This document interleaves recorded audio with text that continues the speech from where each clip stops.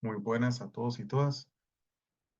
Mi nombre es Eric Mora Ramírez. Yo soy físico médico y trabajo en la Universidad de Costa Rica en el laboratorio Ciclotrón PCT. Eh, la Asociación Latinoamericana de Física Médica me pidió que participara en uno de esos seminarios técnicos que estamos generando en Alfin, y el objetivo de esta charla es mostrarles un poco sobre el control de calidad en equipos PCT de nueva generación. Para esto, pues yo voy a mostrar algunos ejemplos que tenemos, algunas pruebas que hemos realizado, algunas que estamos diseñando y alguna experiencia que hemos tenido con el primer PET-CT digital que se ha instalado en Centroamérica. Desde ese punto de vista, eh, pues esperamos que la charla sea de su agrado y que la misma puedan sacar un provecho eh, a la misma. También indicar que en América Latina PET-CTs existen desde ya hace bastantes años, ¿verdad? Y PET-CTs digitales, pues hay un poco menos instalados en nuestra región. Entonces, el objetivo es pues darles algunas pistas para que ustedes puedan eh, trabajar el tema de control de calidad sobre estos equipamientos. Pues muy bien, vamos a dar inicio con este seminario.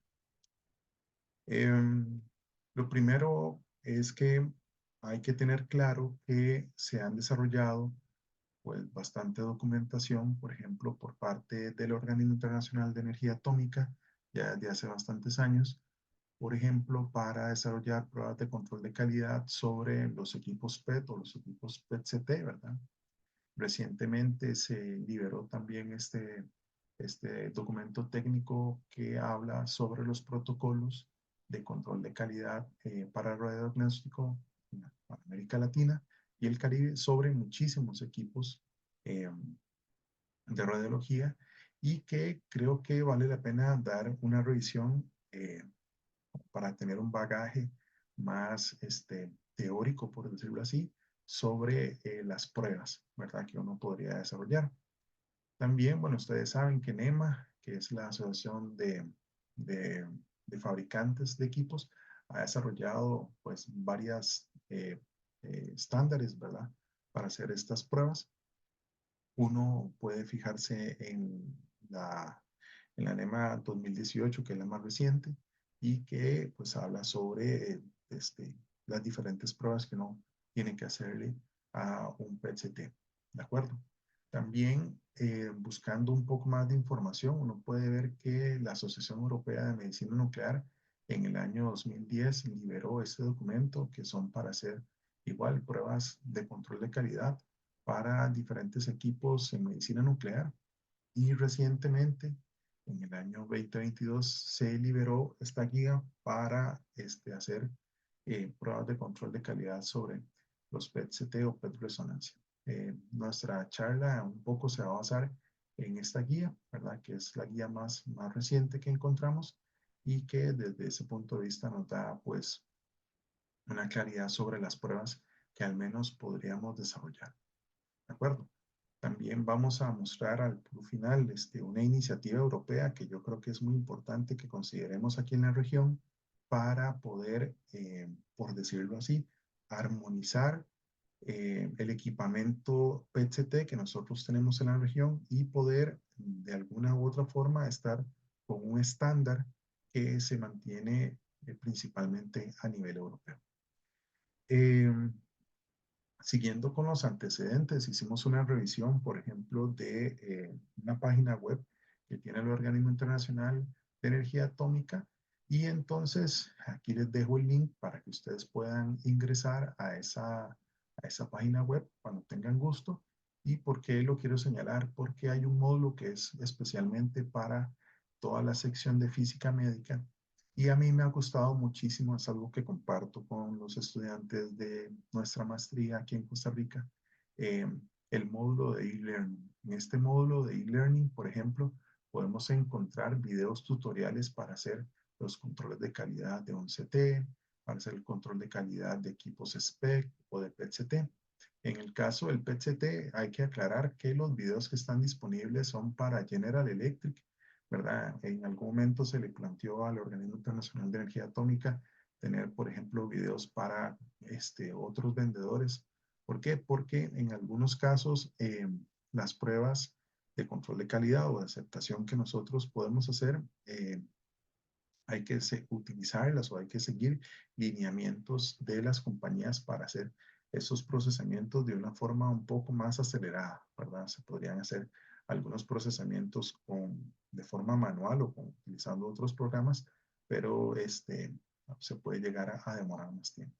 Entonces, eh, para el que está iniciando con esta temática, creo que estos videos son bastante útiles para que a uno lo comiencen a introducir en algunos temas. Y, por ejemplo, en el caso nuestro nos ayudó a hacer las pruebas, algunas pruebas de control de calidad sobre nuestro equipo Siemens, que nosotros pensamos que era conveniente hacerlo de otra forma porque, por ejemplo, no podíamos llegar a algún requerimiento particular que tenía el manual que había desarrollado Siemens en aquel momento para nuestro equipo. Entonces, como les digo, creo que esto es una muy buena herramienta para todos aquellos físicos médicos que están comenzando en este mundo de medicina nuclear. Creo que esta es una muy buena idea para comenzar a eh, pues, trabajar en ello. Otra cosa que quería comentarles es que, bueno, nosotros formamos parte del sistema de estudios de posgrado de la Universidad de Costa Rica y en nuestra página web ustedes pueden encontrar diferentes tesis que se han realizado, ¿verdad? Por lo menos en qué año se realizaron, los trabajos que hemos realizado. Y nosotros tenemos en la universidad un repositorio donde se encuentran artículos, tesis, no sé, que han desarrollado los diferentes investigadores en todos los campos de la universidad, ¿verdad? Pero yo quería decirles que si en algún momento están interesados, o interesadas, ustedes pueden, por ejemplo, ver las pruebas de aceptación que hicimos sobre el modelo PET-CT que nosotros tenemos o una comparación que nosotros hicimos con dos diferentes maniquís que se utilizan para CT utilizando el TechDoc que se ha liberado por parte de la OIA. Entonces, son herramientas, información que está ahí disponible y que eventualmente ustedes pueden entrar en contacto, revisarlo, ver qué cosas están de acuerdo, qué cosas no están de acuerdo en las metodologías que nosotros seguimos y son elementos para que uno pueda discutir eventualmente en algún trabajo académico que uno tenga. Muy bien. Nuestro equipo es un PET-CT digital. Es el único en Costa Rica de momento y creemos que es el único en Centroamérica. Sabemos que hoy en día El Salvador está colocando 2 equipos PET-CTs. No estamos claros si son digitales, pero bueno, sabemos que es una iniciativa muy fuerte que está haciendo el gobierno salvadoreño para instalar PET-CTs, la seguridad social. Sabemos que hay varios en el sector privado, al igual en Guatemala y creo que en Honduras también hay PET-CTs en el sector privado, pero creemos que son PET-CTs analógicos. En el caso nuestro, el PET-CT es un Biograph Vision 450 que tiene la tecnología de Time of Flight, ¿verdad? Para hacer esta corrección de Time of Flight, de tiempo de vuelo. Y esta corrección se hace gracias a que nosotros contamos con cristales de lutecio, ¿verdad? Entonces, ya es bien conocido que contando con estos cristales de lutecio se puede hacer una corrección bastante adecuada del tiempo de vuelo. Estos cristales, según Siemens, llegan a tener hasta una dimensión de 3.2 por 3.2 milímetros y cuando nosotros hacemos una prueba de resolución espacial, estamos hablando de que podemos tener alrededor de 4 milímetros al final en esa imagen reconstruida cuando hacemos la evaluación de la resolución espacial. Algo muy interesante es que Siemens tiene un sistema donde usted puede adquirir las imágenes PET, ya sea en camillas, como lo hacen casi todos los vendedores, o un método que se llama el método flow. Eso quiere decir que la camilla se mueve a una velocidad constante en los rangos de escaneo que yo quiero ver. Y ahora vamos a ver un poquito más de un ejemplo de esos para que ustedes lo tengan claro. Contamos con un CT de 128 cortes físicos y lo que quería mostrarles aquí es un poco el proceso de instalación que nosotros tuvimos, ¿verdad? A mí me llamó muchísimo la atención, por ejemplo, el método como transportaban los diferentes gantries, ¿verdad? El PET-CT y todo el sistema que se colocó para poder fijar eventualmente la mesa, ¿verdad? Todo el montón de tornillos que se tuvieron que colocar, las placas para hacer toda la colocación de los diferentes orificios y placas que quedaron aquí de manera fija para poder hacer la colocación de los dos gantries. Este proceso pudo haber llevado entre 2 y 3 semanas aproximadamente en la instalación y después siguió lo que son las pruebas del fabricante y después las pruebas que nosotros hicimos como físicos médicos. Quería aprovechar un momento nada más para recordar algunas diferencias que existen entre un PET-CT y un PET analógico. En el caso de los PET analógicos, ustedes saben que nosotros vamos a tener, por ejemplo, un conjunto de cristales con un tubo fotomultiplicador. Entonces nos van a generar una señal analógica y eventualmente nosotros tenemos una interfaz donde tenemos un convertidor analógico digital. Este convertidor analógico digital nos permite extraer la información que es al final la que nosotros vamos a reconstruir, ¿verdad? Y validar, por ejemplo, para todos los eventos que son primarios, dispersos, randoms, ¿verdad? Que nosotros podemos encontrar. En el caso de los PET digitales, nosotros eliminamos toda la interfase que se da por todo lo que es el tubo fotomultiplicador. Entonces utilizamos un tubo fotomultiplicador de silicio donde simple y sencillamente colocamos el cristal y hacemos un acople uno a uno entre vamos a ver, el tubo fotomultiplicador de silicio y estas celdas que se utilizan para la parte electrónica, ¿verdad? Entonces esta señal sale muy rápido y con una buena resolución espacial. Y aquí lo podemos ver en este ejemplo. Cuando nosotros tenemos un arreglo de tubos fotomultiplicadores y tenemos una matriz, ¿verdad? De una cierta dimensión, nosotros podemos ver que si hay una señal que está llegando, pues se va a distribuir entre todos estos tubos fotomultiplicadores y eso es lo que vamos a ver, la contribución de cada uno de ellos a la imagen finalmente. Sin embargo, cuando nosotros tenemos el arreglo en el PET digital, lo que nosotros vemos es que un fotón está llegando probablemente nada más a solo uno de estos píxeles en la imagen donde se ubica el acople. ¿Y cómo se ve eso hoy en día? Esos son los cristalitos o los detectores que teníamos antes, donde estaban los tubos fotomultiplicadores, y este es el nuevo arreglo, donde ya tiene el acople. Todos esos serían los detectores de radiación y este sería el acople donde se encuentra el tubo fotomultiplicador de silicio. Entonces son mucho más versátiles, eso nos permite pues tener una resolución espacial bastante buena y también una sensibilidad muy diferente a lo que tenemos con un PET-CT analógico. De hecho, la calidad de las imágenes es insuperable, ¿verdad? Y nosotros hemos podido llegar a validar imágenes clínicas donde hay lesiones que llegan a ser del orden de los 4 milímetros. Entonces, esto permite desde el punto de vista clínico, pues darle una información muy valiosa tanto al médico nuclear como al médico tratante. Muy bien. Entonces, yo quería compartirles un poco sobre las pruebas primero de aceptación. ¿Por qué? Porque las pruebas de aceptación son una base que nosotros utilizamos para lo que son las pruebas de control de calidad.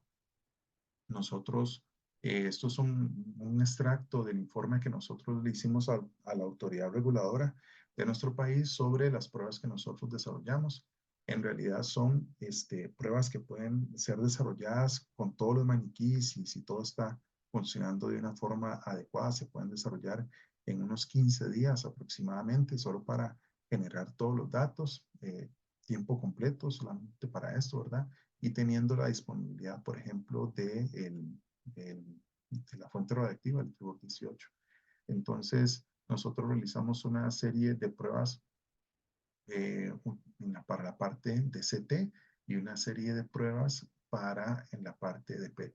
Esta serie de pruebas estaban tomando como base muchísima información y muchísimos de los requisitos que venían en la parte de procesamiento de pruebas eh, NEMA, ¿verdad? Que tiene el fabricante. Por ejemplo, en el tema de la resolución espacial, nosotros hicimos la prueba no utilizando lo que indica Siemens, sino, por ejemplo, viendo aquel video que les mencionaba que existía en la plataforma de e-learning y nosotros lo procesamos pues utilizando pues otra, otra, otra herramienta, otro software, no el del fabricante. Entonces, quería comentarles sobre pues, una experiencia que nosotros tuvimos cuando comenzamos a hacer todas estas pruebas. Probablemente algunos de ustedes han pasado por este tipo de eventos, ¿verdad? Donde algunas cosas no comienzan a salir bien y quería relatarles un poco sobre este ejemplo o experiencia que nosotros vivimos.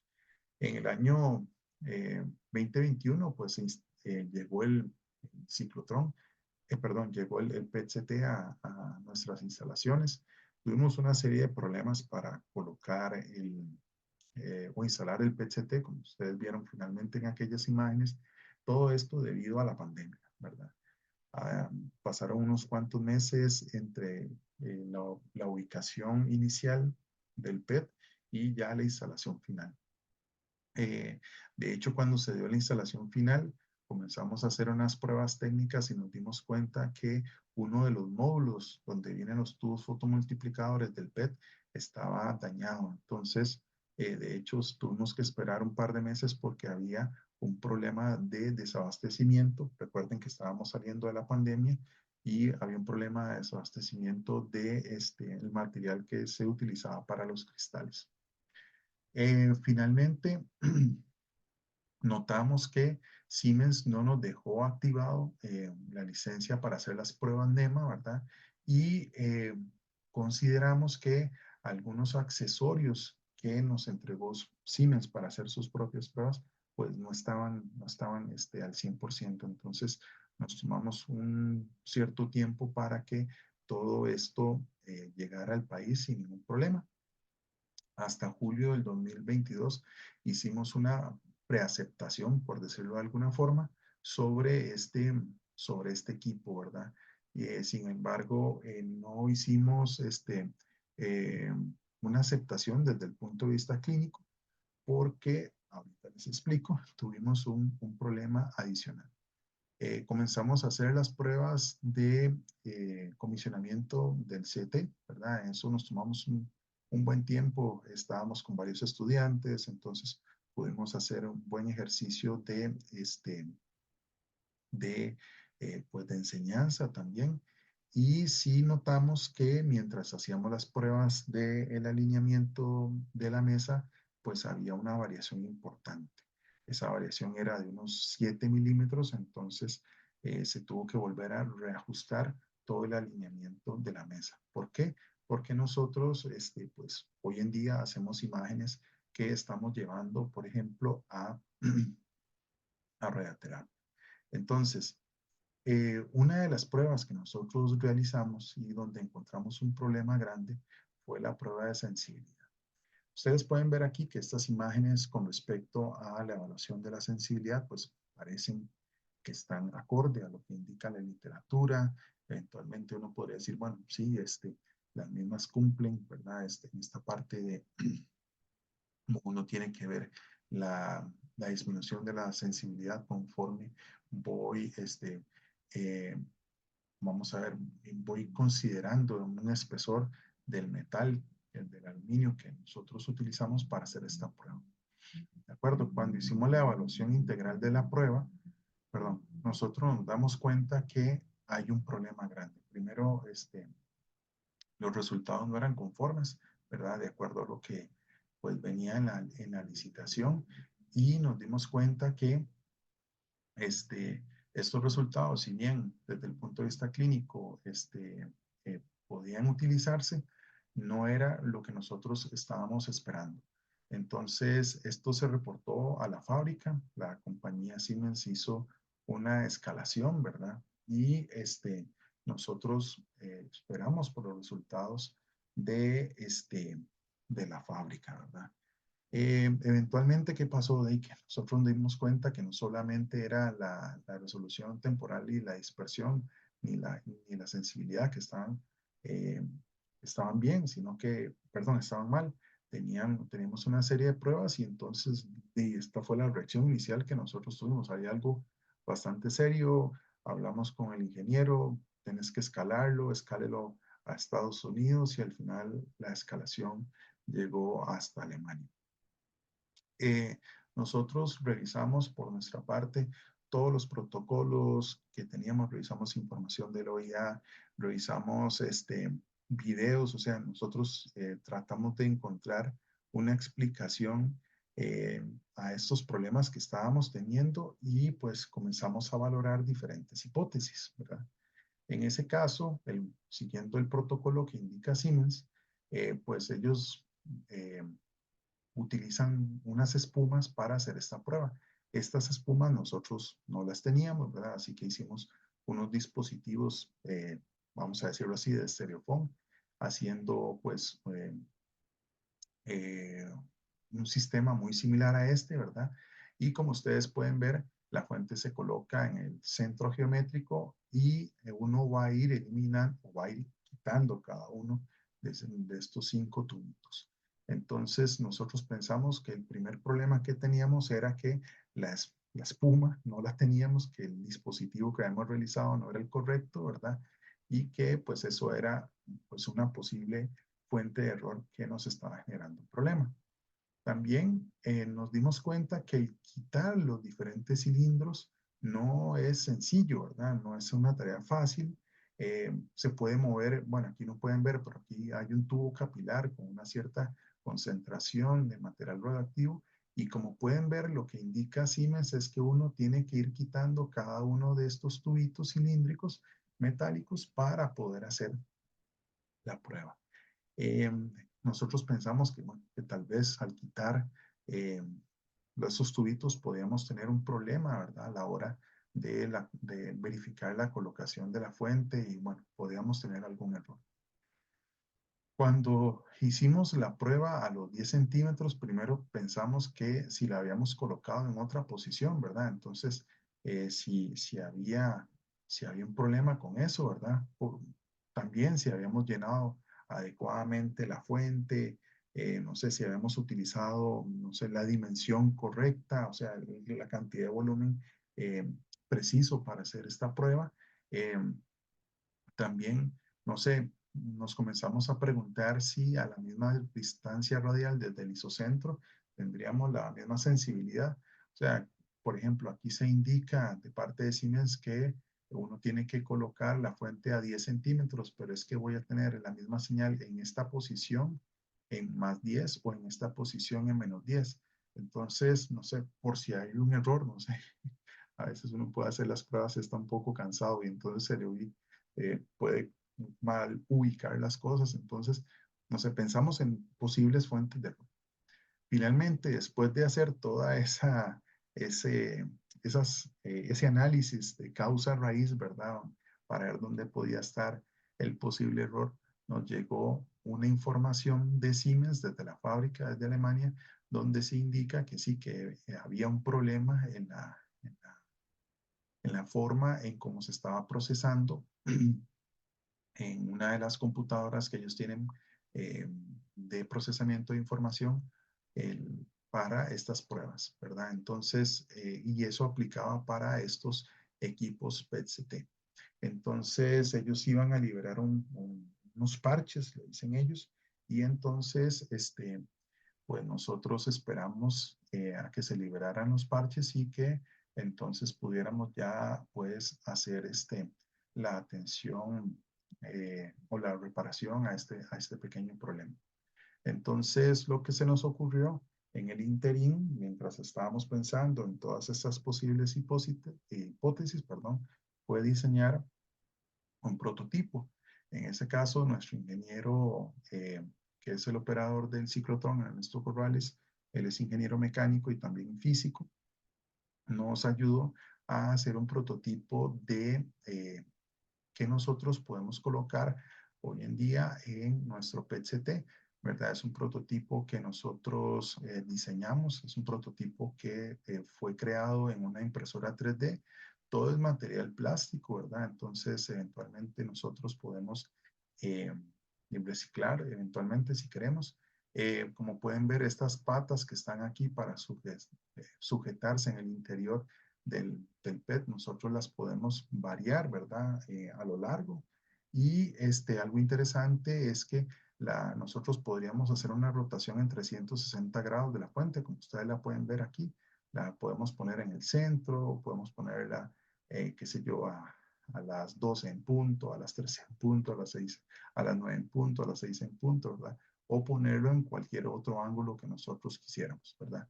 Y algo que hicimos fue desarrollar una serie de sistemitas, de prototipos, por decirlo así, de unos espaciadores, donde nosotros nos garantizamos que la fuente, cada vez que quitamos un cilindro de estos, siempre quede en la misma posición, siempre esté centrada con respecto al primer y el último cilindro de metálico que nosotros quitamos. Entonces, cuando ya se hizo la reparación o ya se instaló el parche, nosotros pues seguimos lo que indica Siemens, ¿verdad? Entonces, nosotros ingresamos aquí a la plataforma de NEMA de Siemens, ¿verdad? Eso ya fue la licencia que finalmente se quedó instalada de forma permanente y nosotros, como ustedes pueden ver, hicimos la prueba de sensibilidad a 0 centímetros y 10 centímetros. Entonces, como pueden ver, hicimos la prueba en el centro y a 10 centímetros como indicaciones. En ese caso, ya los resultados fueron correctos, fueron adecuados, de acuerdo al estándar que nosotros teníamos en la licitación y que desde ese punto de vista, pues notamos que ya se cumplía pues con todo, ¿verdad? Desde ese punto de vista, el equipo ya estaba completamente, por decirlo así, aceptado. Eh, pero se nos ocurrió, ¿verdad? Se nos ocurrió ver qué pasaba si nosotros evaluábamos la sensibilidad en otros ángulos. O sea, qué pasaba si yo le decía al sistema, estoy en el centro más 10, pero colocaba la fuente en otra posición. Entonces, el sistema siempre hace una evaluación entre 0 y 10 centímetros para la sensibilidad. Entonces ustedes pueden ver como nosotros hicimos la prueba cuando ubicamos la fuente en el isocentro, que es lo que nos pide Siemens. Quitamos los diferentes cilindros, se procesó, se obtuvo el resultado y después nosotros cuando hicimos la prueba a los 10 centímetros, ustedes pueden ver que en el software se indica que se coloque del centro a 10 centímetros, pero lo colocamos realmente en otra posición. Aquí no se puede ver, entonces lo que hicimos fue pues, tomar una imagen mejor, ¿verdad? Esto es directamente, esta imagen es directamente desde el cuarto del operador del PET y esto ya es dentro, ¿verdad? Entonces ustedes pueden ver que la posición no concuerda, ¿verdad? Y pues procesamos estos resultados. En este caso, estos resultados los hicimos para dos posiciones. El objetivo es hacerlo pues para más ángulos, ¿verdad? Y podemos verificar que primero los resultados son muy similares a lo que obtuvimos en las pruebas previas, ¿verdad? Y desde ese punto de vista es interesante que, bueno, nos dimos cuenta que el llenado de la fuente es algo súper importante para esto, que debemos de optimizar el prototipo que hicimos, ¿verdad? Tal vez se pueda fijar en la camilla o se pueda tener otro sistema en lo que es para ajustar todo lo que son los cilindros. Es un sistema que es un poquito complicado de manejar en este momento Y como les decía, el objetivo es evaluar la sensibilidad a otros ángulos en nuestro PET-CT. Ya volviendo a lo que es el tema de la charla, pues nosotros, como les decía, nos fijamos en las últimas guías europeas, ¿verdad? Para hacer las pruebas PET-CT y en principio se plantean pruebas que están desde el punto de vista diario, trimestrales y anuales. Y aquí nos dice en esta tablita, que es una tablita resumen, sobre qué es lo que nosotros podríamos ver. Entonces, desde el punto de vista de las pruebas diarias, ¿verdad? Nosotros tenemos tanto pruebas para el PET como para el CT. Y generalmente para las pruebas del PET, nosotros lo que utilizamos es una fuente de patrón de germanio o una de sodio 22, ¿verdad? Y esto es como para ver la respuesta integral de todo el sistema de detección, ¿ok? Ahí el fabricante puede tener una forma particular de hacer esta estimación de esa evaluación de la respuesta del sistema de detección. En algunos sistemas modernos, ¿verdad? Por ejemplo, Siemens tiene esta particularidad y sé que la gente de United Imaging también lo tiene. Desconozco de la gente de General Electric, pero como se están utilizando detectores de lutecio, estos detectores eventualmente pueden emitir una cierta radiación y se puede hacer esta prueba durante toda la noche. Entonces, desde ese punto de vista, no tenemos que correr en la mañana para hacer esta prueba. Si tuviéramos este sistema, en Siemens es una licencia que hay que pagar para tenerla y esa prueba se podría correr todas las noches, como les estoy diciendo.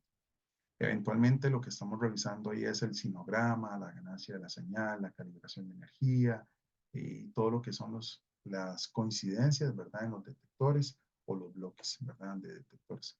Entonces, es una prueba que nosotros religiosamente la hacemos diariamente o antes de utilizar el PET-CT. En el caso del TAC, pues nosotros lo que hacemos es un calentamiento del tubo y con eso cuando se calienta el tubo uno podría verificar todas la señalización que nosotros tenemos en el recinto, ¿verdad? Eso quiere decir que podemos verificar si todas las luces de seguridad de entrada o inclusive en la puerta, ¿verdad? Acceso entre el cuarto de control y el PET, todas estas luces funcionan de una forma correcta. Eventualmente, ¿qué es lo que hacemos? Una calibración en aire a diferentes voltajes, diferentes corrientes, dependiendo del fabricante, de diferentes geometrías, colimación de As, configuración de detectores, entre otros, ¿verdad? Eso ya es un poco asociado a cada equipo. También se debe escanear un maniquí que está lleno de agua. Generalmente, bueno, nosotros lo que usamos es agua destilada, ¿verdad? En este maniquí.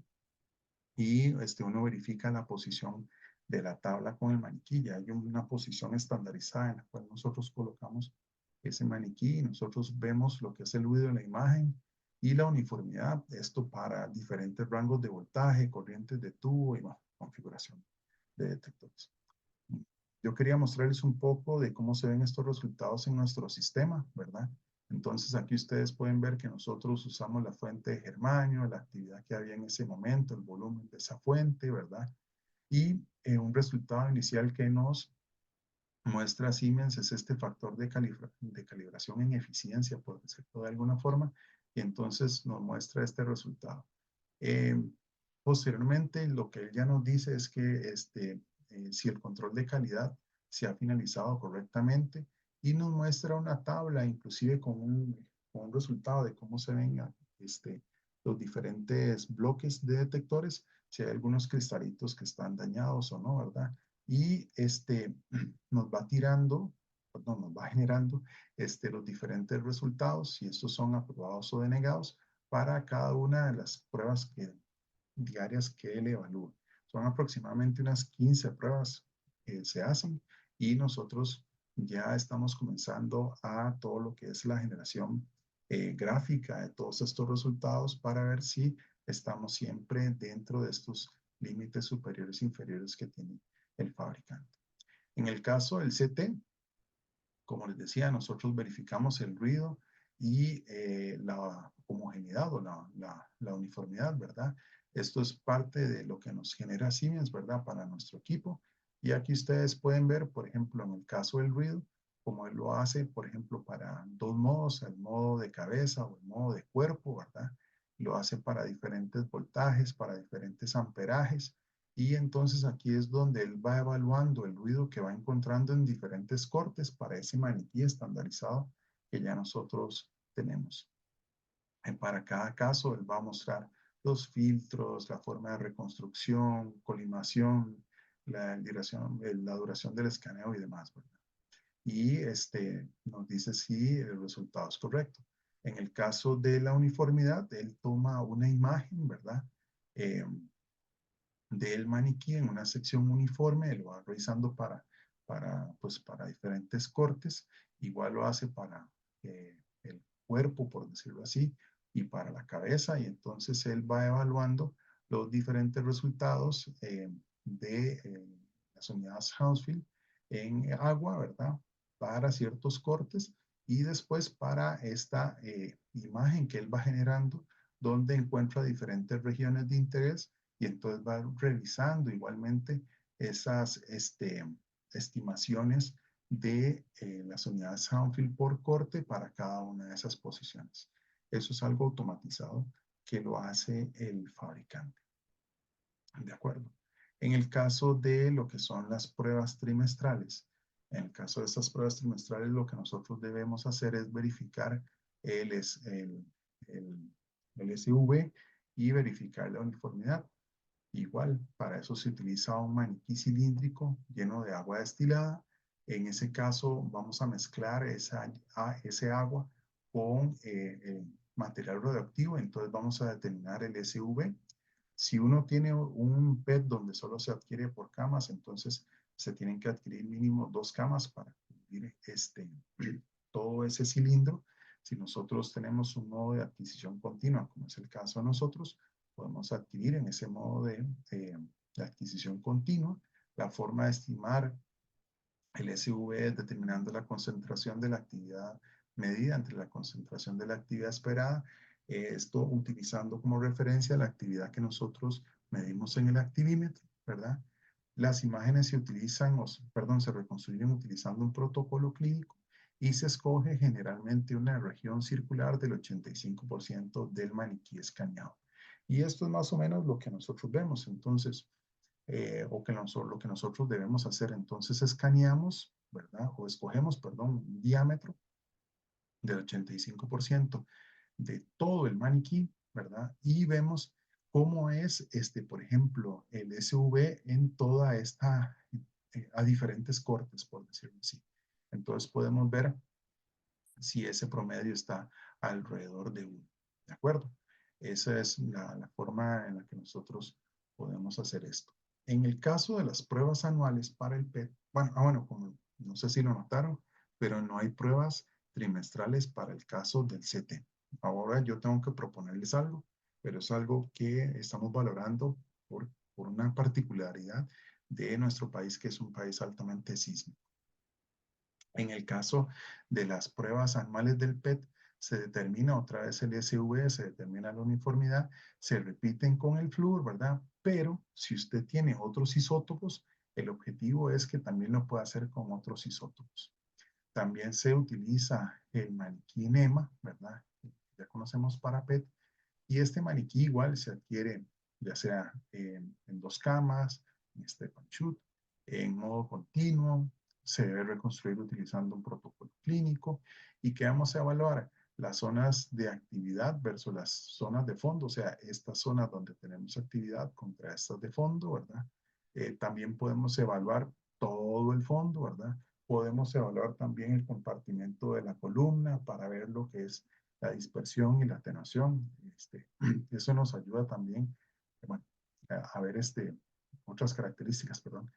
Podríamos llenar, por ejemplo, todas las esferas estas que están acá, ¿verdad? Las 6 esferitas, y entonces podemos también generar una curva del coeficiente de recuperación. Y si nosotros analizamos cómo se ven estas imágenes a lo largo del maniquí y observamos gradientes en este maniquí, ¿verdad? De la señal que estamos registrando desde el punto de vista de la uniformidad, también podemos ver si hay problemas con respecto al registro del time of flight. Entonces son cosillas que podemos hacer con este maniquí, ¿verdad? De forma anual. En el caso del CT, pues nosotros lo que nos pide esta gente europea es evaluar el sistema de alineamiento, ¿verdad? Para el PET y para el CT. Desde ese punto de vista vemos el desplazamiento vertical, horizontal, con o sin masas. Se utiliza una masa estándar de 70 kilogramos y si se tienen láser externos de radioterapia, también se tiene que verificar ese alineamiento. Entonces, en el caso nuestro, ¿verdad? Nosotros podemos ver que la camilla se va a mover en el eje Z, ¿verdad? Tenemos que ver si hay movimientos o no, ¿verdad? O sea, cada vez que estamos haciendo la traslación de la mesa y si se está moviendo en el eje X y Y. Nosotros eso lo hicimos, ¿verdad? Verificamos, por ejemplo, el movimiento de la mesa con el centrado que tiene ella, con los láseres, lo verificamos sin masas en el desplazamiento vertical y en el desplazamiento horizontal. También colocamos masas, esos son de los cilindros que nosotros utilizamos para transportar material radioactivo, son casi de 12 kilos.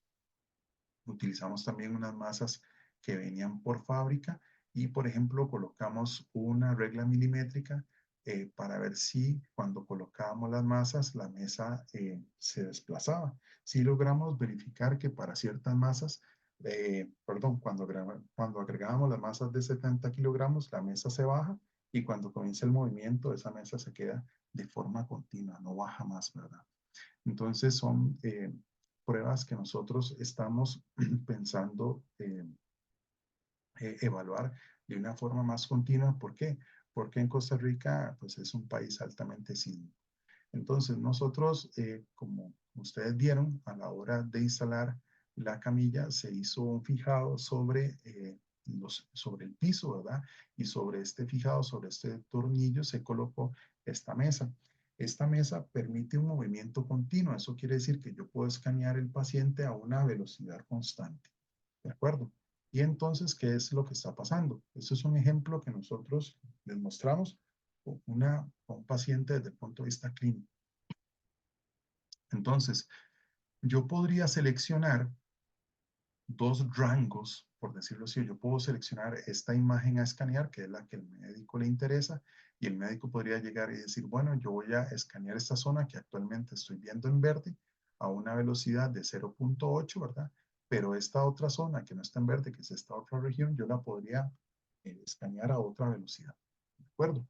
En este equipo se puede hacer sin ningún problema y a nosotros pues nos llama mucho la atención esto, ¿verdad? Que se puede hacer este tipo de escaneo y eventualmente qué es lo que queremos hacer. Con Ernesto, nuestro ingeniero, diseñamos un dispositivo para colocar 4 fuentecitas de germanio, ¿verdad? Y entonces hacemos un movimiento de la camilla, como se haría con una gama cámara, para ver el movimiento del cuerpo entero. Entonces, lo que estamos comenzando a evaluar es este movimiento, ¿verdad? Como se ve aquí. Vamos a comenzar a extraer estas imágenes DICOM y comenzar a procesarlas, por ejemplo, con un software que se llama Slicer para ver un plano particular de la imagen y comenzar a tirar perfiles para ver si hay algún movimiento que no estamos viendo o algún tipo de trazado erróneo que podríamos tener, ¿verdad? Al tener, por ejemplo, diferentes velocidades. El objetivo sería hacer estas pruebas para las velocidades clínicas que nosotros utilizamos. Finalmente, lo que quisiera mostrarles es que hay una herramienta que es muy importante que nos han compartido en un curso que tuvimos hace poco en República Dominicana y que creo que es muy importante tratar de que todos en la región hagamos el esfuerzo de armonizar nuestras imágenes de medicina nuclear en la parte, al menos en la parte de PET. Esta herramienta fue desarrollada por la Asociación Europea de Medicina Nuclear. Es una herramienta donde voluntariamente usted puede entrar en un proceso de acreditación de sus imágenes y, por ejemplo, esto ya se ha desarrollado a nivel mundial, ¿verdad? Yo le hice una ampliación a este mapa, ¿verdad? Para ver cuáles centros estaban en América Latina y en Estados Unidos y ustedes pueden ver. Primero, hay pocos centros en Estados Unidos. Sabemos que la UNAM en el DF está con este sistema ya completamente armonizado. Hay varios centros en Argentina, el CUDIM en Uruguay, en Chile y en Brasil. Estos centros no los conozco, ¿verdad? Pero ¿qué es lo importante? Que esta herramienta que desarrolló la Asociación Europea de Medicina Nuclear ya le da a uno una serie de procedimientos, o le pide a uno una serie de procedimientos estandarizados para que usted pueda trabajar, por ejemplo, con flúor, PET-CT, con galio, PET-CT, para estudios cerebrales con PET-CT, con circonio, eventualmente la parte de lutecio, ¿verdad?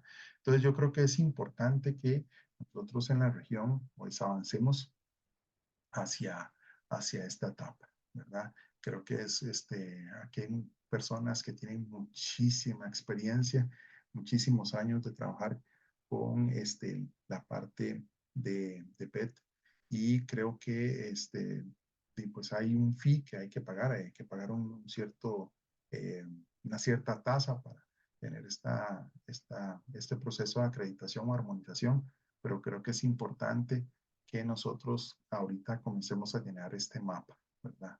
De puntitos eh, donde hay muchos centros, esperamos que puedan tener este proceso de armonización. Cuando ingresen a esa página, porque yo sé que les va a llamar muchísimo la atención, ingresen y vean la parte de Europa. En Europa está muy lleno, ¿verdad? En la parte de Asia también. En Europa del Este no tanto, pero Europa Occidental sí tiene muchísimos centros que están ya con esta armonización. Entonces, a manera de conclusión, creo que todos sabemos que las pruebas de control, eh, que la base para las pruebas de control de calidad son las pruebas de aceptación, que las pruebas de control de calidad que hacemos en un PET-CT no son tan numerosas como las que se tienen que hacer en un SPECT-CT, entonces vale la pena que nosotros hagamos el esfuerzo y mantengamos esos equipos PET-CT a punto, ¿verdad? Que estén 100% eh, sí, al que estén al 100%. Las pruebas de control de calidad nos van a dar indicios sobre posibles daños que pueda tener el equipo, ¿verdad? Y nosotros las podemos realizar utilizando los programas o maniquís proporcionados por las compañías o eventualmente con maniquís que nosotros hemos desarrollado. En el caso de las pruebas anuales, se propone hacer pruebas con otros isótopos y en nuestro caso particular, como vivimos en un país altamente sísmico, nosotros estamos evaluando más fuertemente la parte de alineamiento entre las dos imágenes, PET y CT, dado que también estamos trabajando para todo lo que es los servicios de radioterapia. Eventualmente creo que es una buena opción valorar este proceso de armonización que nos propone la Asociación Europea de Medicina Nuclear. Y bueno, yo los dejo por acá con una información mía que ahí la podrían revisar eventualmente y invitándolos al congreso que vamos a desarrollar el próximo año en Antigua Guatemala. Eh, es una ciudad preciosa. Eh, yo he ido por diferentes motivos y los invito no solamente a disfrutar del congreso, sino a disfrutar de esa hermosa ciudad Antigua, que para nosotros en América Central es muy importante. Tiene mucha riqueza histórica y creo que es muy bonito que puedan tener la oportunidad de visitar Guatemala. Agradeciéndoles muchísimo por el tiempo brindado, agradeciéndole mucho al fin por considerarme para brindar este seminario. Los dejo y que tengan un hermoso día. Hasta luego.